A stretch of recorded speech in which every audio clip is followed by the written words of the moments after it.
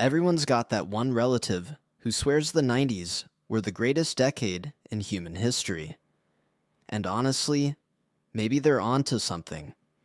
But before you start romanticizing it, let's actually walk through what a regular Tuesday looked like for an average teenager in 1994.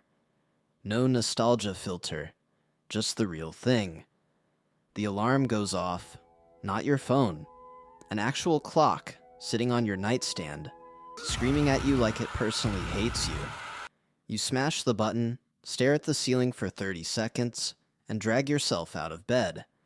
No notifications to check, no morning scroll. The world hasn't sent you anything overnight. And honestly, that's fine. Because the world can wait. You get dressed, baggy jeans, a flannel over a band tee, chunky sneakers, maybe a scrunchie if that's your thing. The outfit takes about 4 minutes because there's no need to make it Instagram worthy. Instagram doesn't exist yet and won't for another 16 years. Breakfast is a bowl of cereal in front of the TV. If you're lucky, MTV is playing Basket Case by Green Day, which came out earlier this year and is somehow on the radio every single time you turn it on. Not that anyone's complaining. And here's something worth knowing. Green Day almost didn't make it to mainstream radio at all. When Dookie dropped in February 1994, it didn't crack the Billboard 200 for nearly 3 weeks. Word of mouth and MTV did the rest. The album eventually sold over 20 million copies worldwide. You're on the bus, Walkman in hand, headphones on. What you're listening to says everything about who you are. If you're the sporty type, you've probably got Ace of Base or Boyz II Men in there. Something you can zone out to. If you're a rocker, maybe Pearl Jam or Soundgarden. And if you're that one kid in the back who's really into punk right now, you've got Dookie on repeat, and you've already written the set list of your imaginary band on your backpack and permanent marker. If you forgot your Walkman, you're at the mercy of the bus driver's radio. That means there's a solid chance you'll arrive at school having heard All for Love by Bryan Adams, Rod Stewart, and Sting 3 times. There is no skip button. You survive. School is school. Lockers, paper schedules, textbooks. Your teacher uses an overhead projector. Those transparent sheets they lay on a light box and write on with a marker. If you miss something, you missed it. No recording the lesson. No rewinding. You just write faster. Passing notes is an art form. The fold alone can take 2 minutes. You slide it across the desk when the teacher turns around and you wait, heart in your throat, hoping it doesn't get intercepted, and read out loud to the class. That is your DM. That is your entire social media. Then there's lunch. And this is where things get interesting. You're walking to the cafeteria, and there she is. Your crush, the one you've been overthinking about for 3 weeks. Here's the thing. If you want to talk to her, you have to do it now, in person, in front of other human beings. You can't slide into her DMs later. You don't have her number. There's no safety net. You walk up, you ask if she wants to sit together, and the whole cafeteria is watching.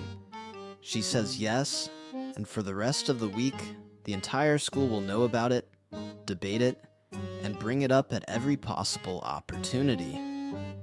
Privacy? Not in this economy. School's out, and this is where the day really splits depending on who you are. If you're a jock, practice starts in 20 minutes. Football, basketball, track, whatever it is, you're there. And half your social life runs through that team.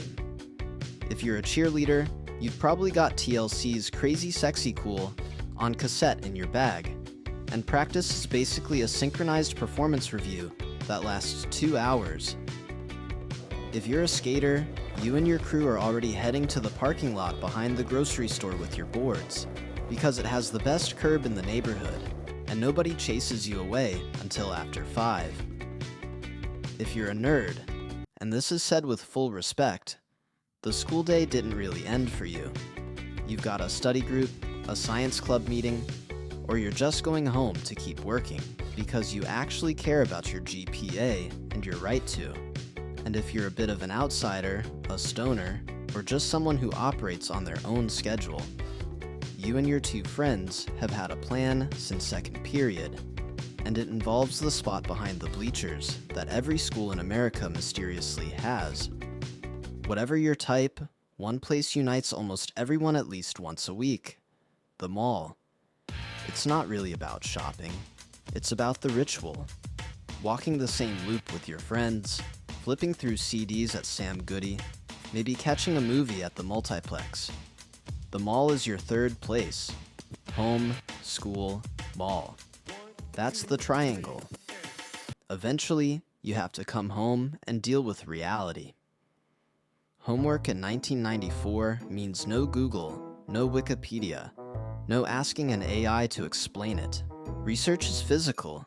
Encyclopedias, which your family bought 5 years ago, and which are already slightly out of date. Or the library, if you had the foresight to go earlier in the week. Most people didn't. And here's a fun one. Studies from the mid-90s found that teenagers spent an average of just 30 minutes a day on homework. Today it's over an hour. Draw from that what you will. The family gathers around the TV. This isn't optional. There are maybe 30 channels, and if you miss Friends tonight, you genuinely miss it. There's no catch-up service, no streaming, no I'll watch it this weekend. You watch it now, together, and tomorrow at school, everyone will be talking about it.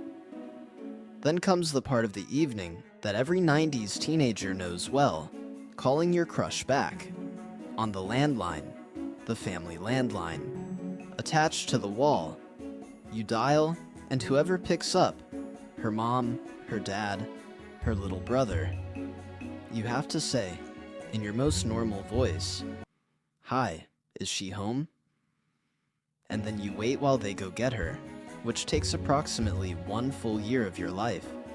And speaking of phone calls, teenagers in the 90s spent an average of 30 minutes or more on a single phone call. Not texting, talking, full sentences, silences, the whole thing. You go to bed. There's no feed to scroll, no rabbit hole to fall down. You think about the day, the girl who said yes at lunch, the song stuck in your head from the bus, the thing you said in third period that you'll be thinking about until at least Thursday. And then you actually fall asleep because there's nothing keeping you up. So was the 94 teenager living the dream? In some ways, genuinely, yes. Everything had a bit more weight to it. The mixtape, the phone call, the in-person moment that couldn't be outsourced to a text message. Was it harder? Sure. Was it simpler? Also yes. And somewhere out there, there's a 45-year-old who still has that mixtape in a box in their attic. And they know exactly who made it for them. If you want to see what life looked like in a different decade, or a different country, stick around. We've got a lot more where this came from.